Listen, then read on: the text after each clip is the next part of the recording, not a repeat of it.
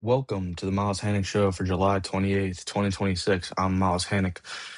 It's been 3 days, I believe, since I joined you. We're recording a little bit late at night here, so we'll see if, well, 9:30, not really late. It's a little bit disappointing by me to say that, but we'll see if we can keep that same fire. We have a lot on the agenda today, so we'll just hop right into it. There's a lot to discuss across a lot of sports, obviously. A lot of the conversation is going to be on the gridiron as always with football.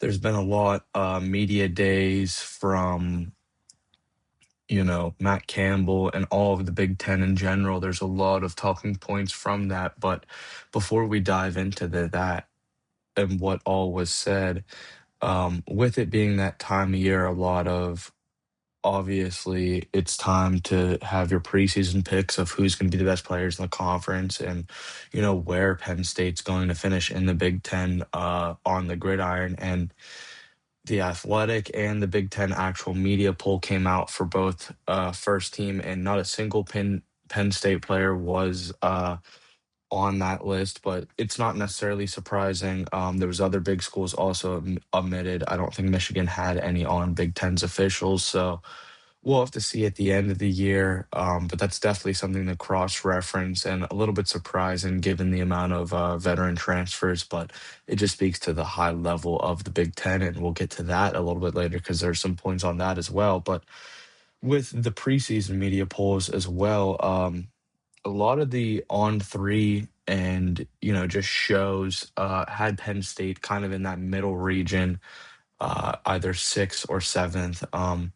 Behind Ohio State, Oregon, Indiana, USC, Michigan. Some polls actually had them below Washington. So it's a little bit of a fall off of what we maybe have seen in the past, but it also gives what I've written about in the past a, kind of a lower bar and sets the expectation kind of at a nuanced level that there is somewhat of a expectation to put up some results, but there is also kind of that ceiling to get over. But I like it. I think it leaves some room to grow and also exceed expectations, which I think is absolutely possible with this schedule.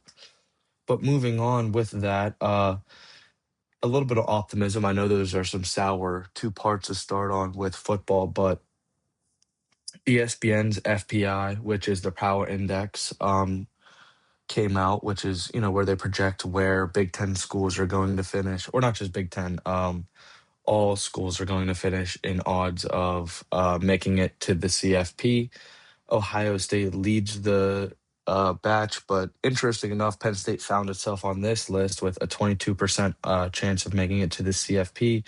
It was 18th nationally, so just out of that, bubble of where they would need to be, but still obviously some good stuff to see in the first year of Campbell and gives them a good shot at potentially, starting off this era with a bang and definitely is a mountable task and something that they could definitely do. So a lot of optimism there, but it's a little bit interesting. We also got recently Big Ten Commissioner Tony Petitti said that the Big Ten won't play a conference championship game if the college football playoff expands to 24 games. Now, I know this doesn't really pertain to this season, but we'll lap it in with our other, playoff talk. It's an interesting point. It'll be weird to see where college football goes if they determine the Big Ten by a tournament, which how they have done, which I think, or a bowl game rather, which I think is, you know, fine and I think makes sense. You could fit it in. My point is with March Madness, they're a much bigger tournament and they obviously have a whole tournament built into their conference. So obviously it's comparing apples to oranges, two different sports, but if they're able to balance these two things, I don't see why football wouldn't be able to as well. But it'll be interesting to see where they go if title games are dead with the emergence of a 2014 playoff. But it just really resembles a lot of what we've been talking about recently. That kind of there's not really a solid concrete route of where things are going. just in a conference standpoint, there's no alignment between the top conferences or the governing bodies of where this thing is going to go. But it's interesting. There's been a lot of revealing comments on that, so we'll just have to see where that goes. But speaking of this new era, it's really unique. Today we saw some groundbreaking news. We talked about it last episode how Ohio State might be having a jersey patch, but that was made official.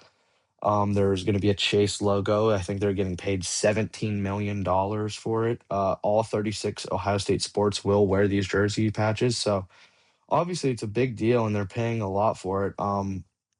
It's something that, outpaces a lot of pro sports, believe it or not, for jersey patches. So it just makes it seem like there's an untapped market and a big revenue stream that there is something to get cashed in on. And we'll touch on what that means for Penn State here shortly. But they weren't the only school. Another very tradition heavy school, Notre Dame, actually opted to go for a sponsorship as well, which surprised me. Ohio State, was a little bit weird, but Notre Dame I considered a really tradition-rich school, so that one surprised me. They're going to be partnering with SoFi, and I believe their deal is 20 million, so it's even bigger than the Buckeyes. But it's a very, very lucrative option. Athletic director Pat Kraft was actually quizzed on this for Penn State, and it seems like he's kind of weighing into options and that this is something we can maybe see. I actually released a blog today on my Substack, Huddle with Hannak, on my potential options of what I would like to see on a jersey patch. Obviously, I probably am just shooting in the dark, just judging from Chase and SoFi for these two respective schools. It just feels like it's going to be something. Not expected, just going to the highest bidder as usual. But who knows, with West Shore Field and Giant as partners, it seems like Kraft really values the, respect for the Pennsylvania tie and almost just not getting any sort of willy-nilly sponsorship. So maybe we'll see something that pertains to Penn State and will satisfy fans, but definitely seems like that's where they're gonna go. If you're interested to see what I want to do again, read my blog. I think I got some good options on there. But that leads us to where we get most of our conversation today. Today was Big Ten Media Days. Big Ten had a lot of coaches who spoke, but Matt Campbell was smack dab right in the middle at 1 p.m. He brought Tony Rojas, Anthony Donka, and Rocco Beck with him. So it was a really diverse group. All sides of the ball. You got an offensive lineman, a quarterback, and a linebacker. Three guys who had very different routes coming to this point. So they gave really good insight, and as well as the coach. And we're gonna dive into that. It was very insightful. Obviously a lot of the talk from Campbell was culture and just how he likes this new fit. And we saw him with Keyjana Carter and Kraft as well with him. So it's just really like seeing that Campbell really knows what he's getting in a Penn State, and that's something he really values. We even saw him, he was asked on the rumor in 2021 where he was potentially a target for the Detroit Lions and how it had to have taken a lot for him culturally for him to leave Iowa State. And that was, something that he saw with Penn State. So that's really good, specifically with, we talked about it last episode, all the venom that was around the coaching search just to find somebody who isn't just here for money or, glory, like maybe some other schools, but someone who's here just because they find something that they could build for not only themselves, but for Penn State. And he talks about that, the educational aspect, just the values that come with being at this institution. So it was really great to hear. But when it comes to actual personnel and, on the field look, we got real limited. There was obviously all three players, and Campbell gave lots of props to Terry Smith, which we love to hear that. I really hope that, with his saga in the spotlight kind of done, that we, don't just forget about him and we really cherish what he has brought to the Nittany Lions and what he does do. So that's good to hear that and him to get his flowers. But other than that, a lot of the talk was about the D'Anton Lynn hire and how the defensive scheme is going to look. Obviously, with Lynn, he formerly played at Penn State in the secondary, so that was part of the, allure bringing him back, and Campbell specifically, brought that to the table. But also too his high leverage, you know, experience in the Big Ten as a coordinator with UCLA and recently USC. So it really was a fit that he believed was perfect. And with that, it looks like there's going to be a lot of changes. Most importantly, it looks like they're going to be playing a 3-3-5, which is something Campbell played at Iowa State, before, but he had switched up with because of the changing game, and he noted it to pro style and multi tight end looks. So he knows that in the Big Ten, there's still going to be that problem of pro style and multiple tight ends and just offensive schemes that are going to change thing up. So with them going back to this 3-3-5, they don't want to change multiplicity, so they want to have different looks. I don't think even though they say that they're going to go a 3-3-5, that's really just maybe in depth chart in major situations. Like I think there's going to be a lot of dynamic schemes and switches with that defense. And he talked about it, bringing in Dion Broomfield and Tyson Vite. Those are two guys who help with that transition and also bring their own expertise to kind of have that complexity in your defensive scheme. So it'll be interesting to see how that unit really unfolds. But when it comes to players at Big Ten Media Day, they all had very unique moments. Anthony Donka really unfolded on how he wants to become a veteran leader and had his own moment on his really unique minor and major, being a planetary science and astronomy major. He talked about that, his love of space, and also noted not believing in aliens. So it was really good stuff. Rocco Beck talked about becoming a leader, adapting from his shoulder injury, and just, his relationship with Campbell and the staff. Even showed his fun side with a bachelor trip golf story to Pebble Beach where he lost his ball on the famous 18th hole. Tony Rojas, sorry, also talked. He targeted being at full strength for the opener against Marshall. He also had a quote that a lot of people, me personally, I interpreted it as a shot at former defensive coordinator Jim Knowles, where Rojas really explained that with D'Anton Lynn, this is the first time it really wasn't about X's and O's, but more about that relationship as well. So, I mean, a lot of people wrote online that that was apparent, and I definitely agree that we could tell that Rojas maybe wasn't certainly happy with his defensive coach at times, but it'll be interesting to see how that pans out, how that dynamic works, and most importantly, what setback, if any, there is from the injury for Rojas. But that really does it for Media Day. It's going to be a very busy week in terms of football with transactions to the NFL. KJ Hamler, per Alan Saunders of PGH Sports Now, is going to be working out with the Raiders.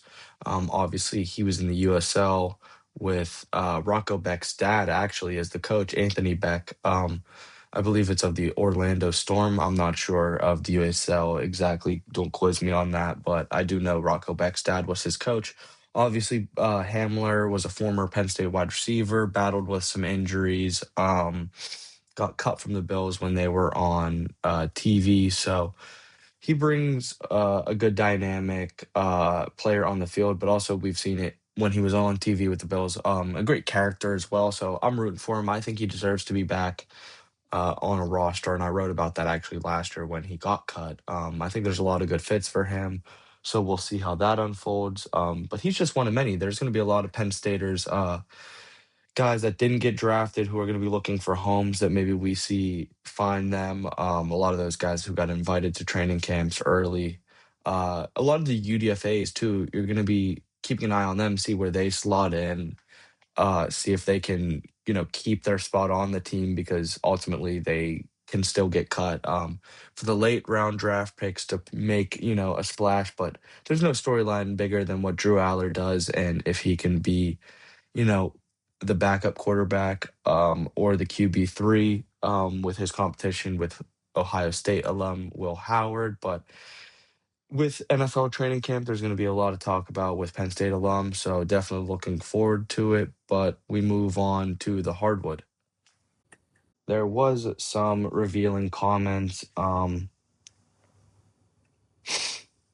when all of the media people were in Chicago for Big Ten Media Days for football. Pat Kraft reiterated what he had been saying about Penn State Penn State basketball being able to win, but and it should be being able to win this year, but just about that financial problem.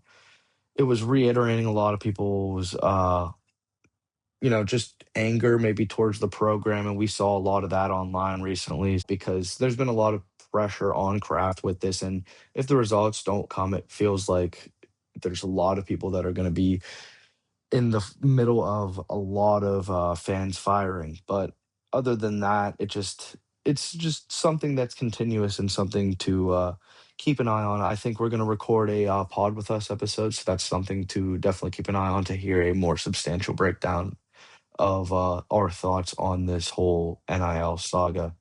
But speaking of a positive financial boost, volleyball obviously was announced they're going to be playing at AT&T Field in Dallas for the Spikes Under the Light tournament, $1 million exhibition.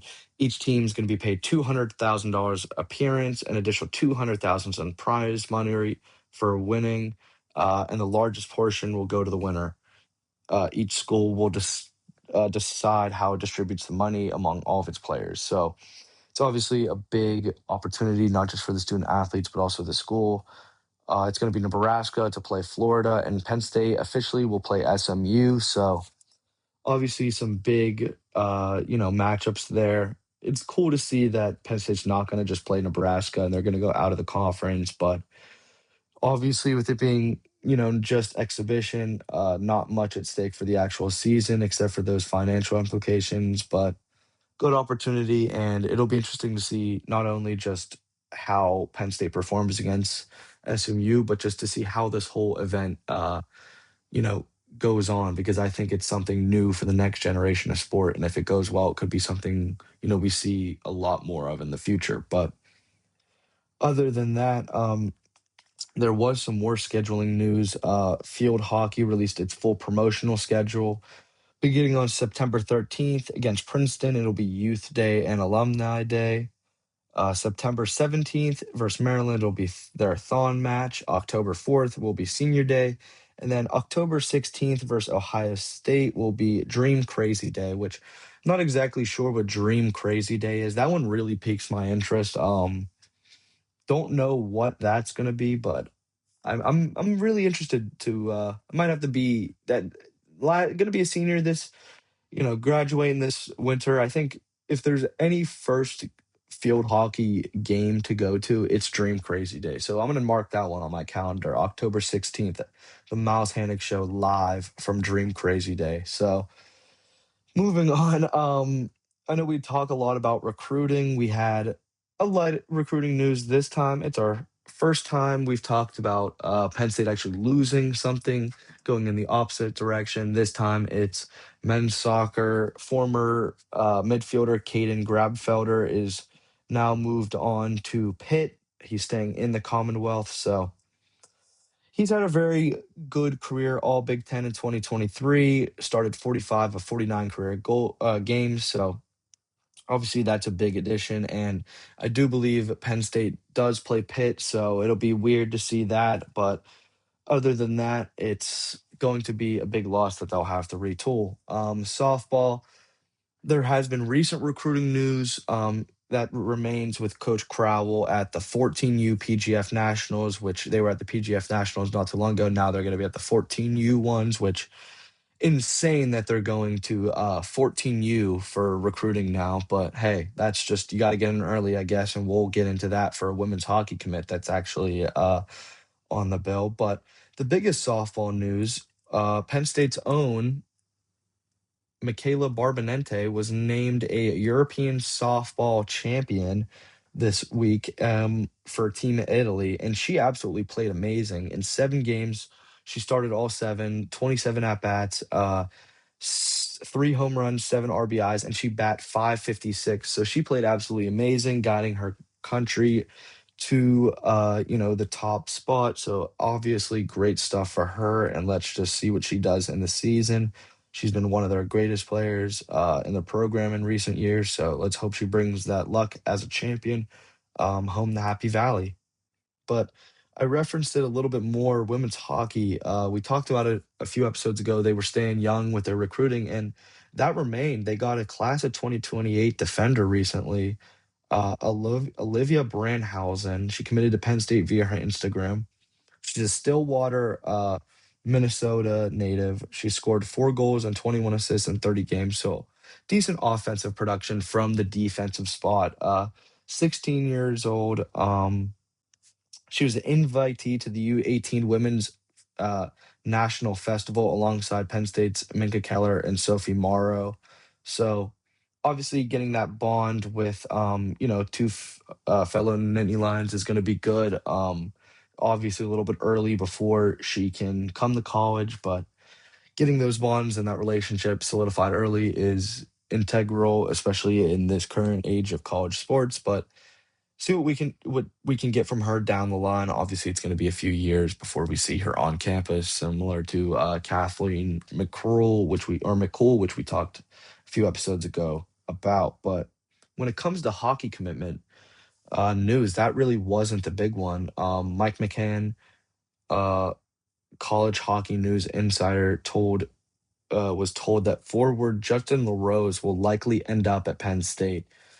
This is a really big commitment. He had 88 points last season and the QMJHL for Newfoundland. So there's obviously, we talked about it. There's a lot of question marks with men's hockey and, talent additions they need to make. Obviously, this is not as big a splash as in the past, but this is a good move. And this is, I think, someone who could be an NHL level talent. So obviously, we'll see if it comes to fruition, but that is a name to keep an eye out on as a potential commitment. But staying on the trail, swim and dive, Holly Baumwick Crone and Patrick Hemingway will both be at senior nationals in Irvine from July to August.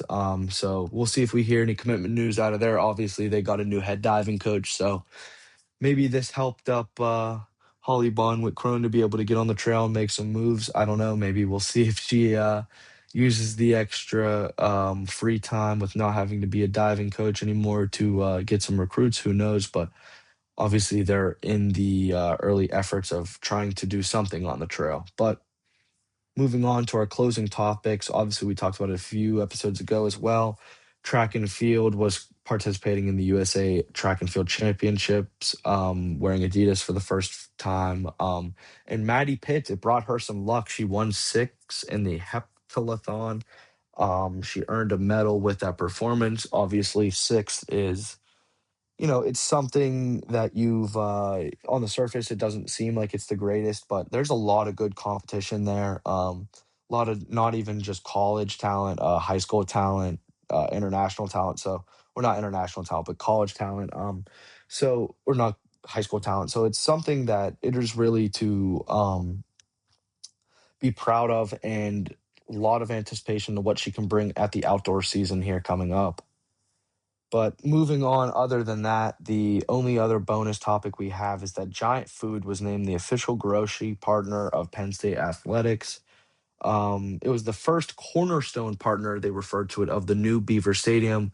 That means they're going to get some video packages, sponsors around the stadium, and the selling point of it all, a gate, which I think is going to be cool. I like this. I think this goes back to what I was saying, that they want, sponsors that kind of are somewhat resemblant of the Penn State brand, meaning that they tie into the Commonwealth in some way. So I think that is something that ties into that sort of mantra for, the athletic department and the administration's direction. But we'll see. We'll see how the gate looks. We'll see how they go with this partnership. I don't believe much of the financials were revealed, but it was met with some good some good response from the fans. I don't think many people were going to be too upset about this one. So I think that just is what you need to take away. And if you want to do a sponsorship, is that it needs to be something that, or a patch for the jersey, that is, it needs to be something that